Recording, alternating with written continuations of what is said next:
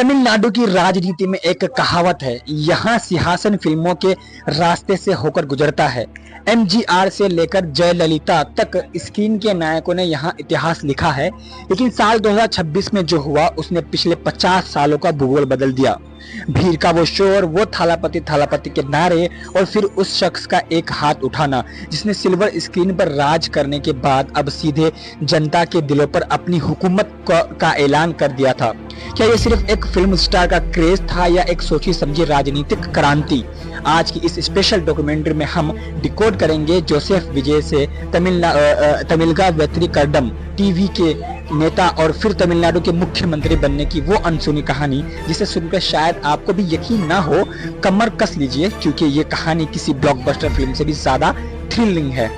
विजय कभी भी वो इंसान नहीं थे जो शोर मचाकर राजनीति में आए। उन्होंने अपनी 20 सालों पहले बिछाना शुरू कर दी थी। यहाँ बाकी सितारे ट्विटर पर राजनीति करते थे, विजय ने अपनी विजय मकाल लक्ष्यम VMI को एक सोशल आर्मी में बदल दिया था। गरीबों को खाना खिलाना, होनहार छात्रों को लैपटॉप बांटना, ये सिर्फ समाज सेवा नहीं थी, ये एक वोट बैंक की नीली स्याही तैयार हो रही थी। उनकी फिल्म में आने वाले डायलॉग सिर्फ मनोरंजन नहीं बल्कि उनके राजनीतिक घोषणा पत्र के ट्रेलर थे। जब उन्होंने सरकार फिल्म में वोटिंग मशीन के साथ छेड़छाड़ पर सवाल उठाए तभी समझ आ गया था कि थलपति अब सिर्फ एक्शन नहीं, एक्शन प्लान तैयार कर चुके हैं। फरवरी 2024 में जब विजय ने तमिलगा वेत्री कर्गम का ऐलान किया तो चेन्नई से दिल्ली तक भूकंप आ गया। उन्होंने अपनी आखिरी फिल्म का ऐलान कर दिया, करोड़ों की फीस छोड़ दी सिर्फ अपनी मिट्टी के लिए। 2026 के चुनाव सिर्फ चुनाव नहीं थे, ये एक दवाइयों और द्रविणों विचारधारा के बीच की टक्कर थी। विजय का मास्टर स्ट्रोक क्या था? उन्होंने युवाओं को टारगेट किया, जो युवा जो पुरानी पट्टियों से उब चुके थे। विजय ने मुद्रे की अपनी पहली बड़ी रैली में जब तमिल राष्ट्रवाद और सोशल जस्टिस की बात की तो विरोधियों के पसीने छूट गए। उन्होंने न सिर्फ DMK के गढ़ में सींग लगाई बल्कि AIADMK के कैडर को भी अपनी तरफ खींच लिया। वो दिन आ गया, काउंटिंग शुरू हुई। सुबह के 10 बजे तक मुकाबला बराबरी का था, लेकिन दोपहर होते होते थलापति की लहर सुनामी में बदल गई। तमिलनाडु की जनता ने एक बार फिर दिखा दिया कि उन्हें एक ऐसा चेहरा चाहिए था जिस पर वो भरोसा कर सके।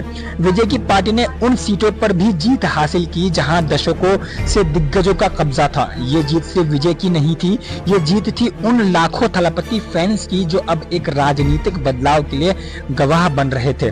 जब वो पहली बार मुख्यमंत्री के रूप में शपथ लेने मंच पर आए तो उन्होंने वो सादगी दिखाई जो उनके पिता SA चंद्रशेखर ने उन्हें दिखाई थी।